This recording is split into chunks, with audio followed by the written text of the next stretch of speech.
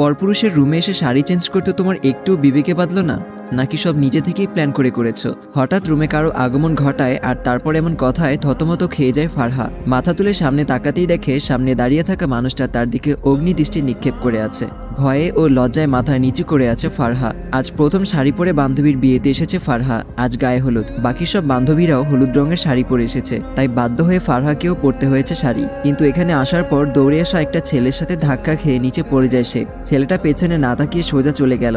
একরাশ বিরক্তি নিয়ে উঠে দাঁড়ালো ফারহা। দেখে সুন্দর করে পরে আসা শাড়িটিও এলোমেলো হয়ে গেছে। ছেলেটাকে মনে মনে গালি দিয়ে সামনে এগিয়ে গেল সে। দেখে বাকি বান্ধবীগুলো আইরিনকে নিয়ে ব্যস্ত হয়ে পড়েছে, তার দিকে তাকানোরও সময় নেই তাদের। তখনই আইরিনের মা লতা রহমান তার কাছে এগিয়ে এসে সমস্যার কথা জানতে চাইলে ফারহা খুলে বলে সব। এক হাতে শাড়িটা ধরে আন্টির সাথে হাঁটা ধরলো সে। যাই হোক, আগে শাড়িটা গুছিয়ে নিতে হবে। বিয়ে বাড়ি, প্রায় সারা বাড়ি জুড়েই মানুষের ছড়াছড়ি, তার মাঝে একটা রুম ফাঁকা, আর তা হলো আবরার ভাইয়ের। তার রুমে কাউকে ঢুকতে দেয় না সে, নিজেই রুম পরিপাটি করে রাখে। এরপর কারো প্রবেশ নিষিদ্ধ। সেই সুবাদে আজও রুম ফাঁকা পড়ে আছে, তাই লতা রহমান তাকে আবরারের রুমে ঢুকিয়ে বলল, আবরার এখন বাইরে আছে, ও আসার আগেই চেঞ্জ করে নাও। ওর রুমে কেউ এসেছে, তা দেখলে তুলকালাম কাণ্ড ঘটিয়ে বসবে সে। নিরুপায় দৃষ্টিতে সাত পাঁচ না ভেবে রুমে ঢুকে শাড়ি ঠিক করতে লাগলো ফারহা। যেহেতু এই রুমে কারো আসা নিষেধ, তাহলে একেবারে নিশ্চিন্তে থাকতে পারে সে। সবশেষে একটু ঝুঁকে শাড়ির কুচিগুলো ঠিক করছিল, তখনই আবরার রুমে আসে। আর এসব কাণ্ড দেখে এত কথা শুনিয়ে দিল ফারহাকে। চুপচাপ মাথা নিচু করে দাঁড়িয়ে আছে ফারহা। আবরারের ভয়ে হাত কাচুমাচু করছে বারবার।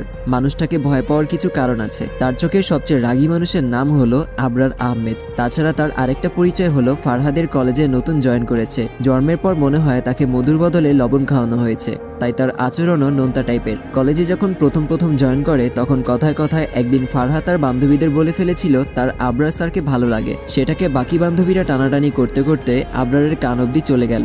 সেদিন কলেজ ছুটির পর কোচিংয়ে সারা ক্লাস কান ধরে দাঁড় করিয়ে রেখেছিল তাকে। এই মুহূর্তে ফারহার দিকে অগ্নিদৃষ্টি নিক্ষেপ করে আছে আবরার। ফারহার নীরবতা দেখে সে আবারও রাগী গলায় বলল, এখন মুখে তালা পড়ে গেছে নাকি? এমন ভাব ধরলে মনে হচ্ছে কিছুই জানো না। মানে আমাকে আকৃষ্ট করতে আর কত নিচে নামবে তুমি? ফারহা এবার নিচের দিকে তাকিয়ে থাকা অবস্থায় বলল, আমি এসব কখনোই ভাবিনি। আমি জাস্ট বিপদে পড়ে আপনার রুমে এসেছি। আপনি যেমনটা ভাবছেন মোটেও আমার এমন কোনো উদ্দেশ্য নেই। বিশ্বাস না হলে আপনি আন্টিকে জিজ্ঞেস করতে পারেন। তখনই রুমে আসে লতা রহমান। আবরারের দিকে চেয়ে বলল, কি হয়েছে? তুই শুধু শুধু মেয়েটাকে এত ধমকাচ্ছিস কেন? ও কি করেছে তুমি জানো মা?